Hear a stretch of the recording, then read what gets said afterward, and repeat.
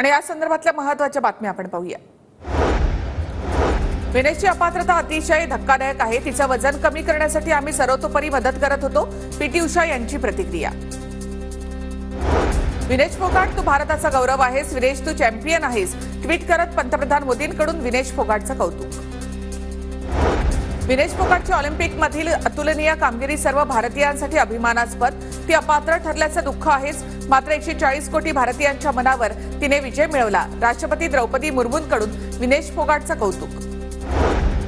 विनेश फोगाटने एका विश्वविजेत्याला चितपट केलं। विनेशची कारकीर्द चमकदार आहे। या वाईट घटनेमधून विनेश पुन्हा जोमाने उभारी घेईल। गृहमंत्री अमित शहा यांचं ट्विट।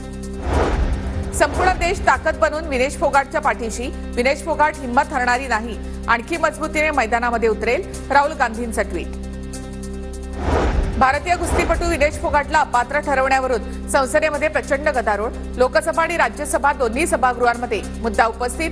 विरोधकांकडून सभात्याग करत निषेध व्यक्त। भारत सरकारने विनेश फोगाटला हवी ती सगळी मदत केली। विनेशच्या तयारीसाठी आणि सपोर्ट स्टाफसाठी 70 लाखांची तरतूद करण्यात आली होती। केंद्रीय क्रीडा मंत्री मनसुख मांडवीय यांची लोकसभेत माहिती। पंजाबचे मुख्यमंत्री भगवंत मान यांनी घेतली विनेश फोगाटचे काका महावीर यांची भेट। एवढ्या मोठ्या स्तरावर अशा चुका होतात।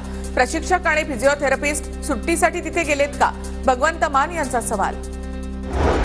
विनेशचं वजन 2 दिवस सारखं होतं, पण एका रात्रीमध्ये कसं वाढलं याचं उत्तर तिचे आहार तज्ञच देऊ शकतात। मात्र विनेश अपात्र ठरली, अत्यंत दुर्दैवी। भारतीय कुस्ती महासंघाचे अध्यक्ष संजय सिंह यांची प्रतिक्रिया। विनेश फोगाटची अपात्रता हा कटाचा एक भाग। अचानक असं कसं होऊ शकतं हे षडयंत्र असल्याची शक्यता। विनेश फोगाटचे सासरे राजपाल राठी यांची प्रतिक्रिया।